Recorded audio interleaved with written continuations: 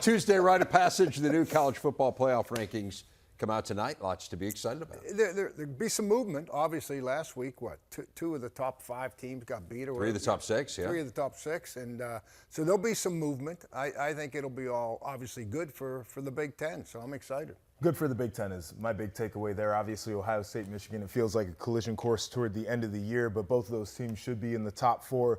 Both of them have put together some really good wins on their schedules as well, and now it's just about making sure they can handle business until they get to that final game of the regular season. Let's look at those college football playoff rankings and where both those teams stand. That is today's big story. A reminder of last week's top 10. Number 1, Tennessee, of course, fell to Georgia. Ohio State was number 2. They figured to obviously get jumped by the Bulldogs tonight. 4th-ranked Clemson lost as well, so Michigan likely moves into the top 4.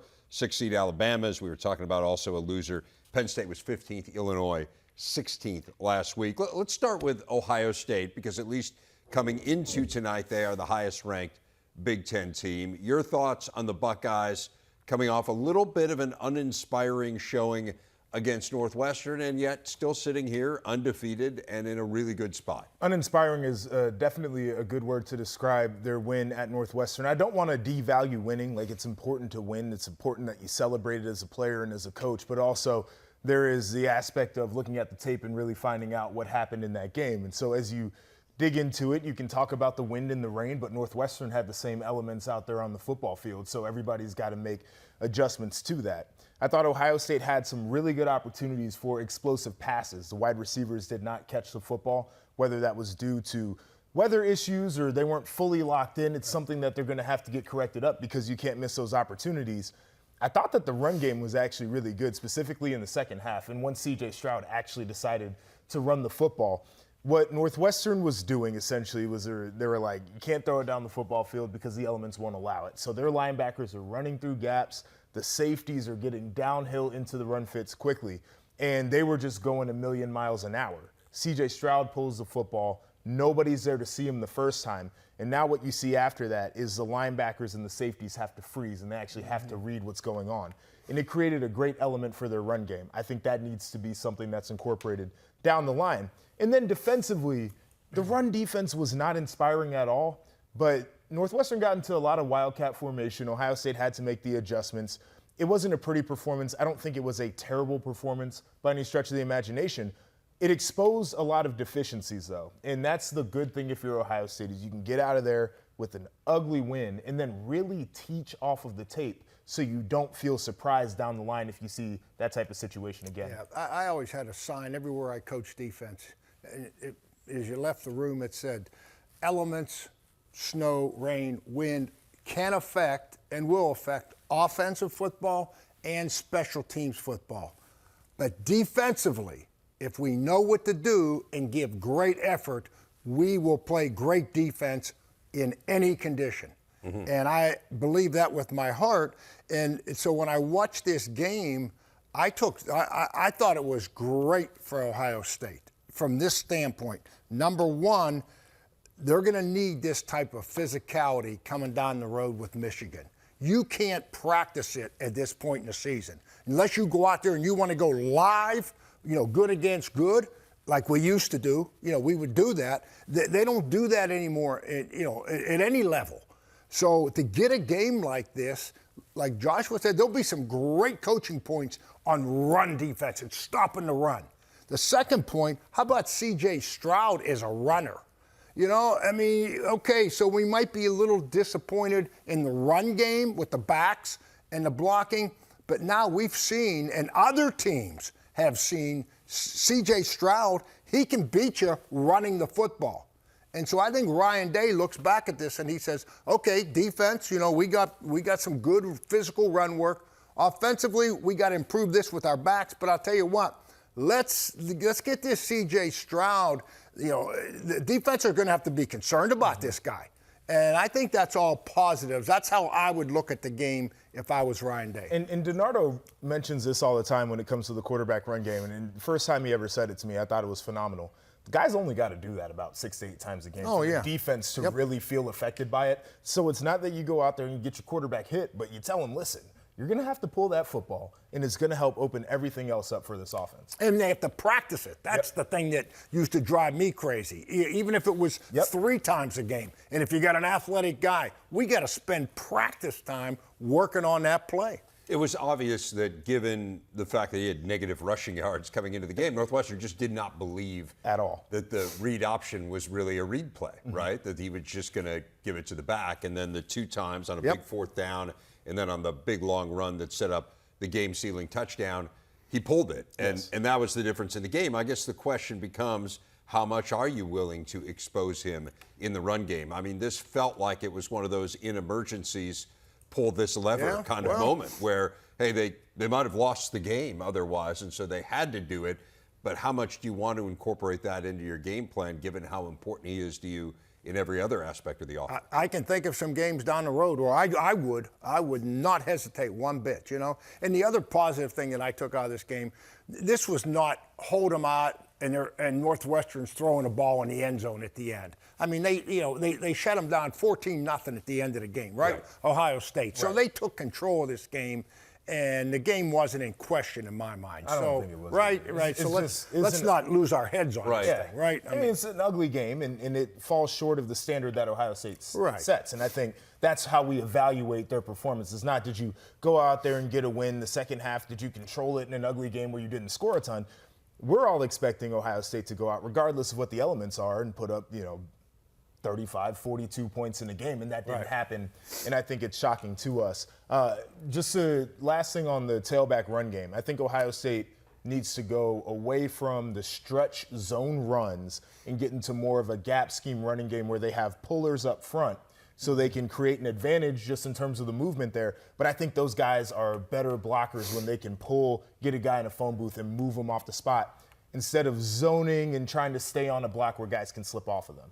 It's interesting because I think about this in 2 different terms. Like the first term I think we think about is Ohio State good enough to beat Michigan? And then when we think about Michigan, we think, are they good enough to beat Ohio State? We'll talk about Michigan here in a second. But then the other way that I think about it is in terms of what if the Big Ten has an opportunity to get 2 teams in? Right. What if Ohio State were to lose the Michigan game or vice versa, Michigan were to lose the Ohio State game? Would they have built up enough that the committee would say this is still one of the top 4 teams in the country? And that's where I worry about this game a little bit as well. Every team's going to have an uninspiring performance, but this was a 1-win team, and to play like that maybe casts a little bit of doubt into the committee's mind. But then I think the question becomes, where do they stand up against Michigan?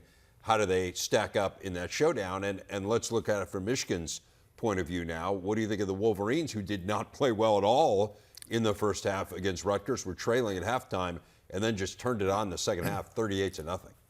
My first comment watching that game, everybody likes to put Michigan in the box of 3 plays and a cloud of dust, right? This is Woody Hayes, Bo, old school.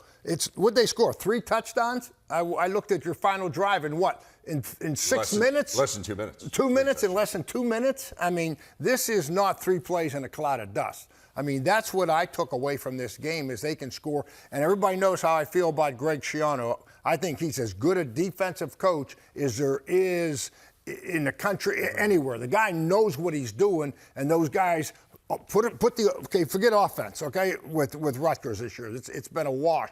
But as far as special teams and as far as their defense playing hard and being sound and not making it easy on you, Rutgers is going to give you all you want, and for Michigan to come out and do this and dominate these guys, numbers-wise, 280-some rushing to 14, I mean, that made me say, whoa, this is a different Michigan team than a year ago. It's a team with an identity, and they really lean into it. You mentioned the rushing numbers. That's the thing that stands out to me is regardless of what's going on in the game, they're going to continue to run the football, and eventually they're going to get a couple of plays that pop through. With a couple of really good running backs and an offensive line that is playing out of their mind right now. So you start with the run game. I think the biggest takeaway on the positive note for me is the second half adjustments, especially defensively. They come out on defense in the second half. They take the football away a couple of times quickly, and that's where the game gets out of hand. Yeah. And I think the complementary aspect of being able to play football like that is huge for a team like Michigan, especially when you can score on defense. And so I look at this team, I say that They've got their identity running the football. They're going to make great adjustments on defense. Those are the big positives. I think when you start to really nitpick, which is what you do when you get to a team that you feel like can compete for a championship, there's a question to me in their secondary.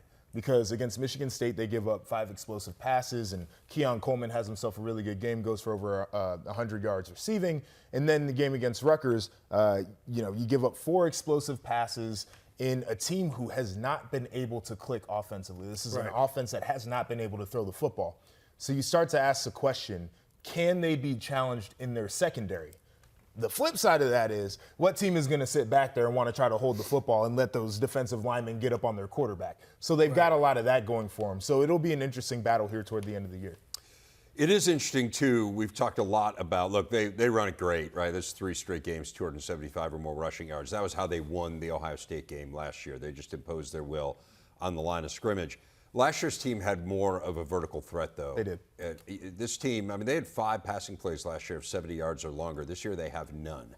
And so I do think as we kind of try to, you're nitpicking with both of these teams because you're trying to look ahead and say to yourself, okay, where is their competitive advantage in that game at the end of the year? And flip side, where is their opponent's competitive advantage? Ohio State's going to test you in terms of throwing the ball down the field, and so that the deficiencies in the secondary are an issue. But the flip side is we have seen Ohio State stagger a little bit defensively here in the last couple of years. I still think the jury's out a little bit there. If you had more of a threat of your own vertical passing game, that would give you a little bit more of a competitive edge. I mean, JJ is right second in the conference right now in completion percentage, but to me, the quarterback run game of Michigan is what they're not getting the big plays. You're 100% right.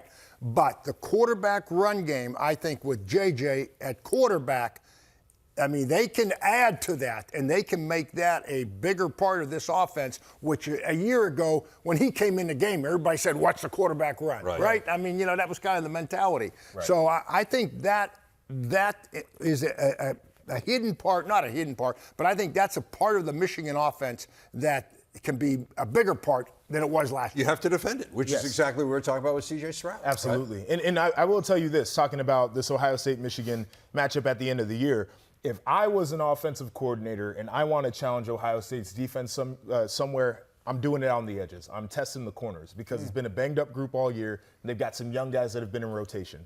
Love the way the safeties are playing for Ohio State, like the linebacker group up front, very disruptive.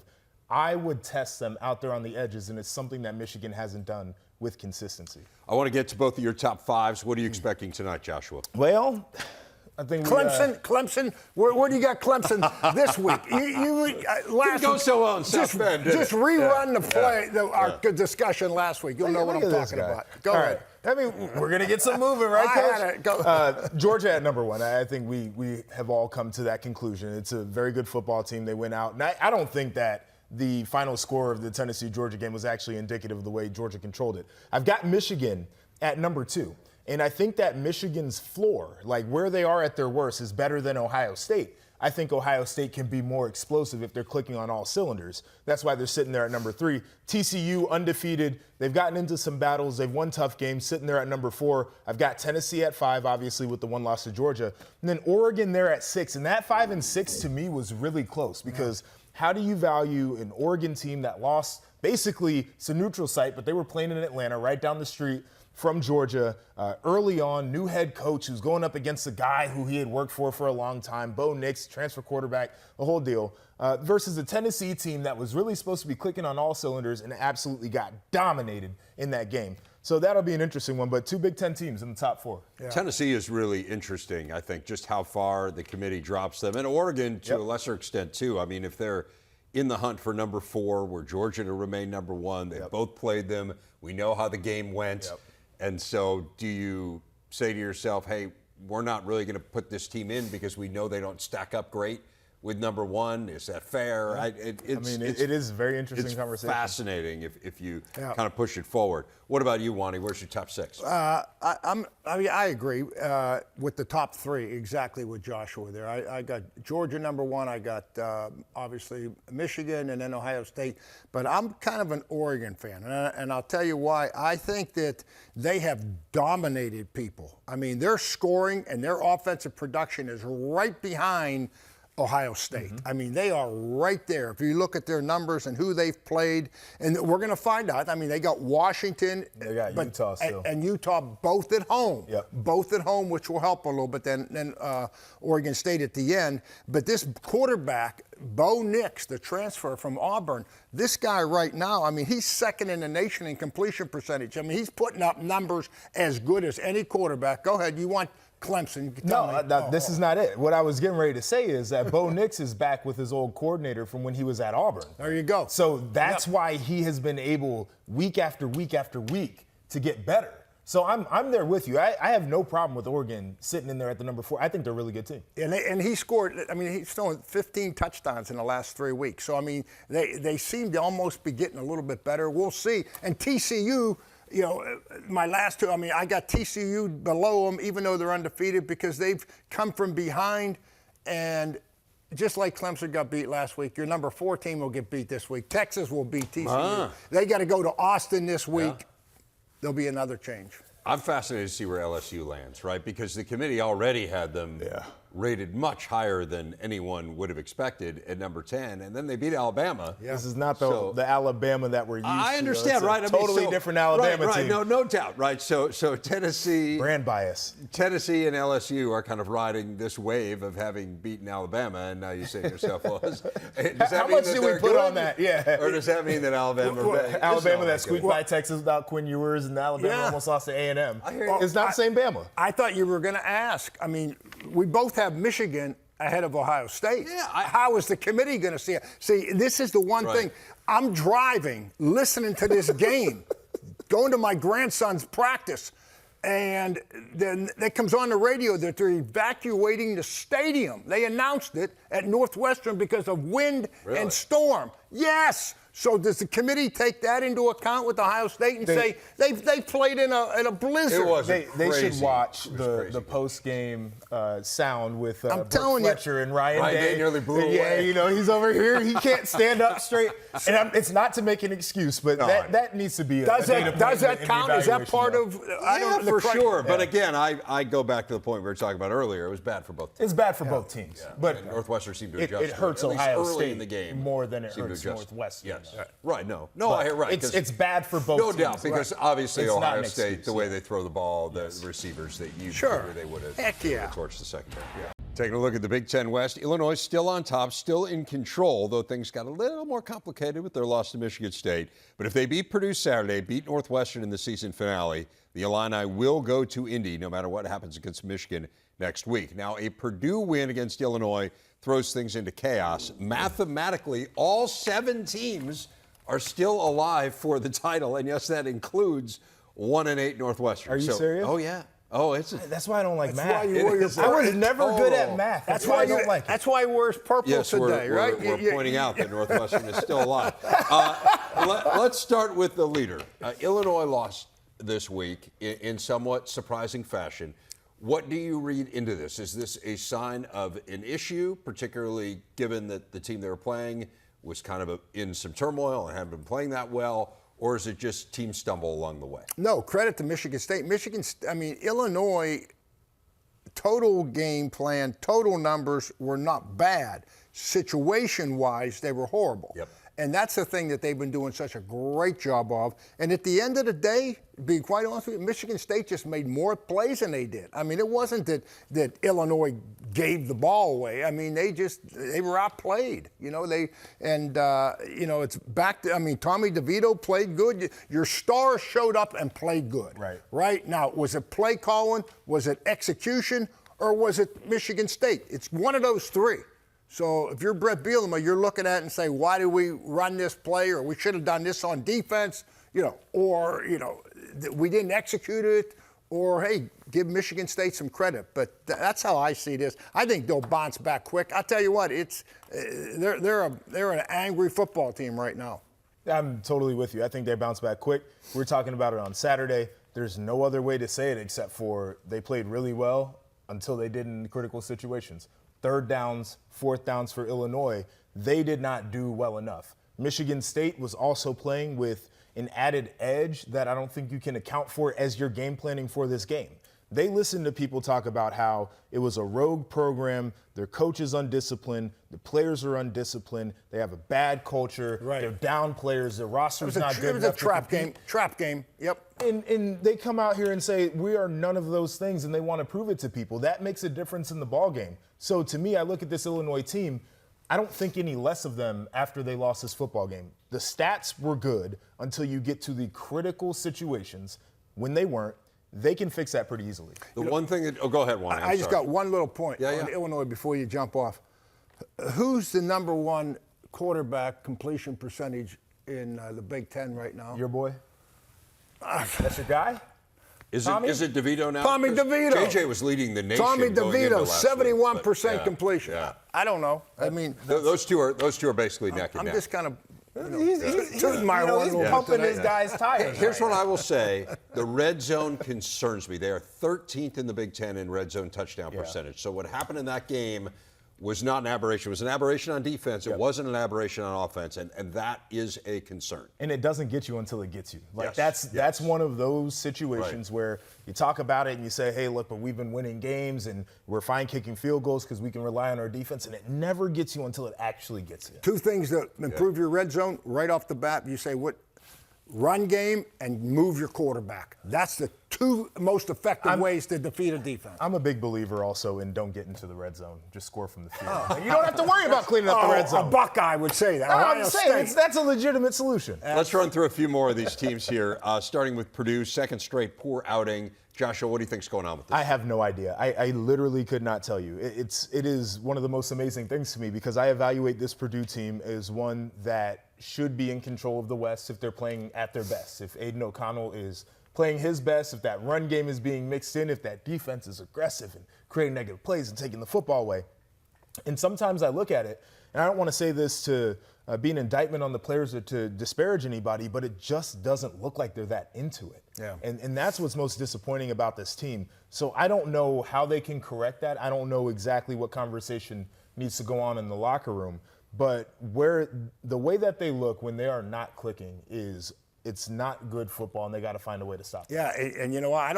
It may even get worse this week. I mean, Jeff Brom came out and he said they got multiple quarterbacks ready to go, and he should have played Austin Burton, the transfer from UCLA. It's been there. I mean, he's more of a run guy. They may come out this week and do something completely different. I mean, Jeff Brom, it's hard to believe. Yeah. It's hard to believe that with his background of throwing the ball, but it sounds like he has reached the total frustration part with Aiden O'Connell. Weird to see him struggle to the degree he has. 5 interceptions here over the last 2 games. Let's focus in on the team that beat them last week, the Iowa Hawkeyes. They didn't just beat them, they pummeled them. And it does feel like Iowa has found something here offensively. I mean, the last 2 games, maybe the first one, I do think a lot of people wrote off and said, well, look, Northwestern doesn't have a great defense. But Purdue at times has been very good defensively this year, although these last few weeks haven't been great. But still, it feels like Iowa is clicking and that Spencer Petras has a newfound confidence. It does. This looks like the Iowa football team with Caleb Johnson back healthy or whatever it is. With them running the ball, they played great defense all year long, really. I mean, they've just been put in some bad situations because of their offense being so bad at times. But all of a sudden, they're throwing the ball, they're running the ball, and we knew they were going to play great defense. I mean, give Kurt Ferentz, a lot of credit for not panicking and pushing the right buttons. However he did it, that's why the guy's outstanding. Yeah, and I think that it'll be interesting to see if they can continue what they're doing, because I think you brought up a really good point, Dave, in the fact that Northwestern's defense is what it is, and Purdue is, you never know what you're going to get from them on a Saturday. But outside of all of that, I think the confidence factor of being able to go out offensively and execute now 2 weeks in a row is something that you cannot measure either for this football team. And we heard some of the sound from Spencer Petras, and he was talking about how everybody wrote them off and that they're still here to compete and to get better each week. That's when you start getting into dangerous territory. The players are really bought into the fact that they can get this thing turned around offensively. I asked, before we were talking earlier, I asked you about Laporta. Sam, I says, is he still, I just have a tough time in my mind that your tight end, would you say he's not just leading him in receptions, he's way ahead, Twice right? as many. Twice as many. Else. I mean, that's amazing. That is amazing. Hey, they're figuring it out. I mean, they scored 6 offensive touchdowns these last 2 games. They had 7 in 7 games prior to that total. Let's finally finish up here with Wisconsin. Iowa takes on Wisconsin this week. They've won consecutive games now for the first time all year. Feels like they're hitting their stride in very typical Wisconsin fashion. Run the ball, play good defense. Well, we can't lose sight that when the season started, they had 8 new starters on this defense, right? 8 new starters, and that takes time. That's a learning process. I think they're hitting their stride right there. And it's very similar to Iowa, what we just said, in my mind at least, that they've got to play great defense. They've been a little bit more inconsistent defensively than what Iowa has been, in my mind. And the thing that they really haven't got their hands around is the passing game yet, but they are running the ball better. So it's almost, if you say, how does Wisconsin win? How have they won the last couple of years? Defense, run the ball, limited quarterback play. That's where they're at in my mind. Yeah, and I think the throw game is definitely the next step. Like, it's something that's going to have to progress and come along. I also think in this progression for Wisconsin, though, is you have the midseason firing of Paul Chryst, and then Jim Leonhard takes his new role as the interim head coach.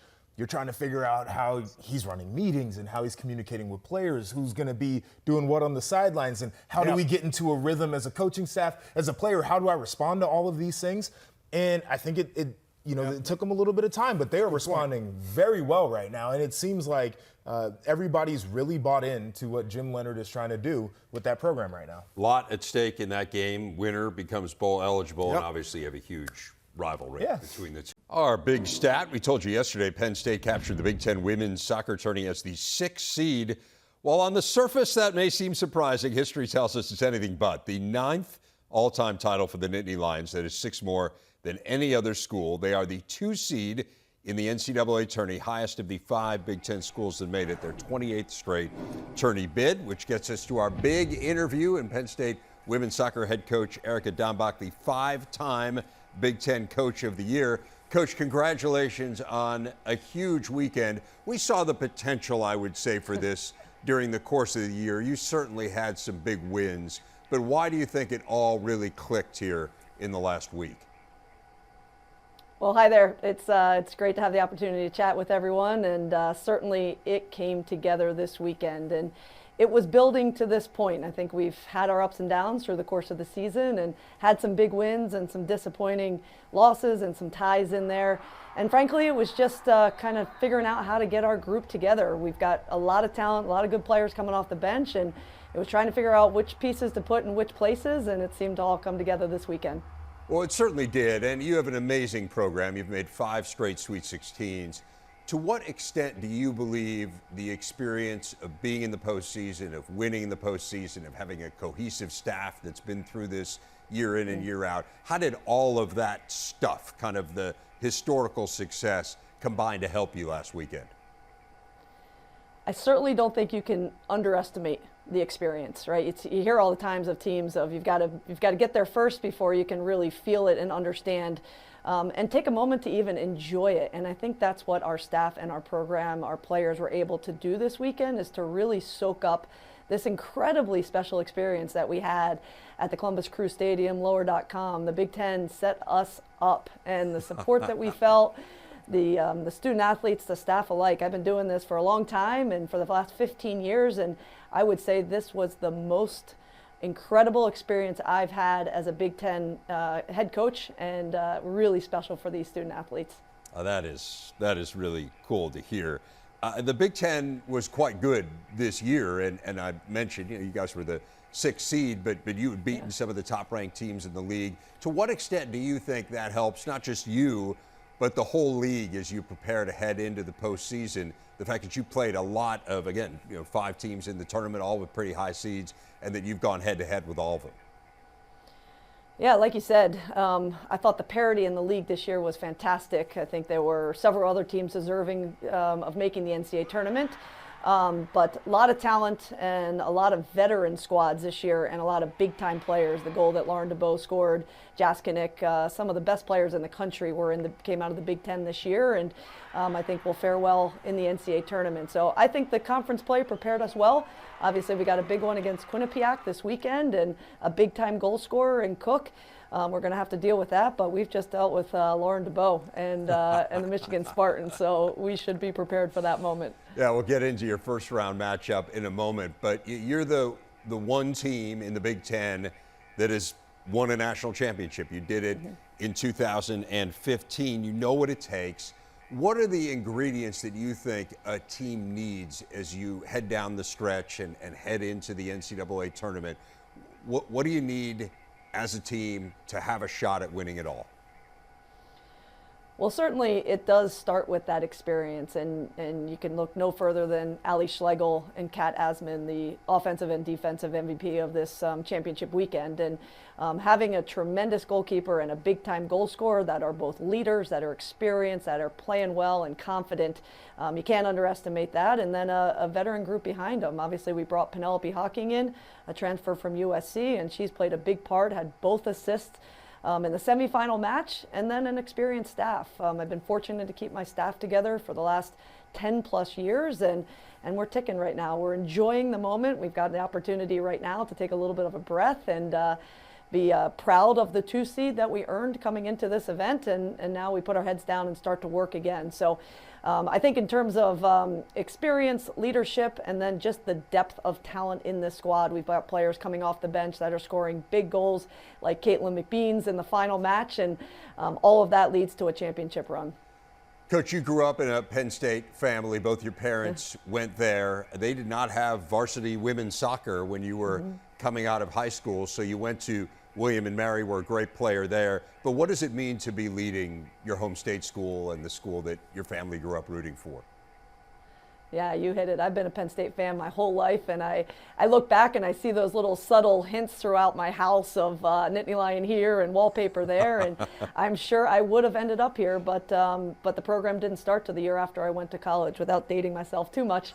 But to now be back, I think it was very common knowledge in the coaching world that I wanted to be at Penn State. Paula Wilkins even called when she made the decision to move on to Wisconsin and the program that she built here. And when the call came in, it was a no-brainer.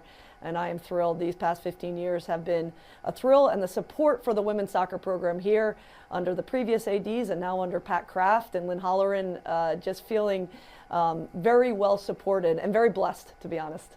It is amazing to think that when you were in high school, and I'm going to say it wasn't that long ago, okay? Thank you. There was no girls team for you to play on, and you had to play on the boys team, and you were a great player. You were an all-conference player. But in this year in particular, when we celebrate 50 years of Title IX and commemorate that, how much do you convey that to your players? Like, are they aware that you didn't have a girls soccer team to play on when you were a high schooler? Well, interestingly enough, I've had the opportunity to reconnect with the club players that came before the varsity program at Penn State, and one by the name of Sean Latta has helped me to understand the history and the fight that they went to, even going down to the courthouse and getting Harrisburg involved in turning this program to a varsity program.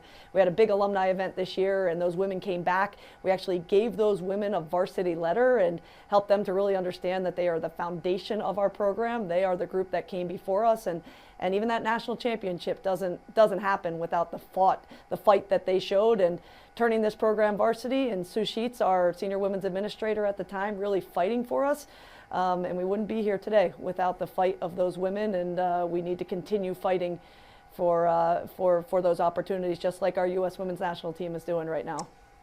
And of course, you have played a huge role on that U.S. women's national team. You've been a part of the coaching staff for many years. What's been the biggest thrill as you've been a part of that?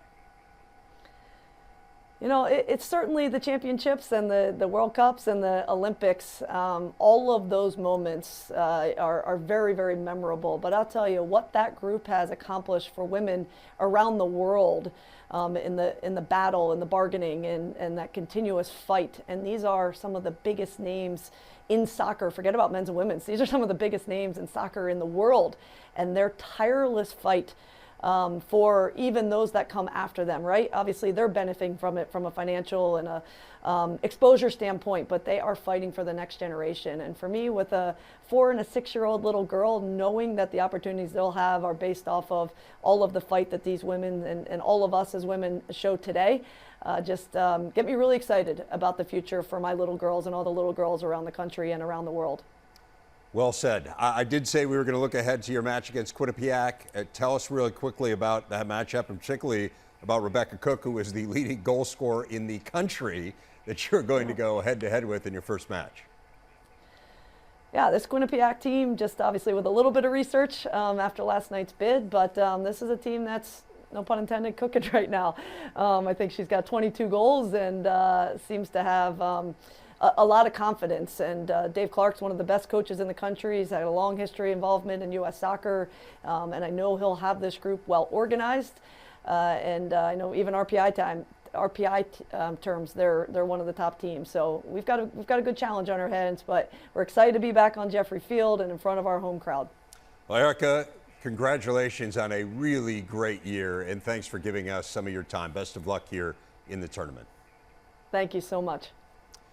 There's a look at all the Big Ten teams that made it to the NCAA's. Regular season champ Michigan State is a 4 seed, as is Northwestern. The Spartans play Friday, the Cats on Saturday.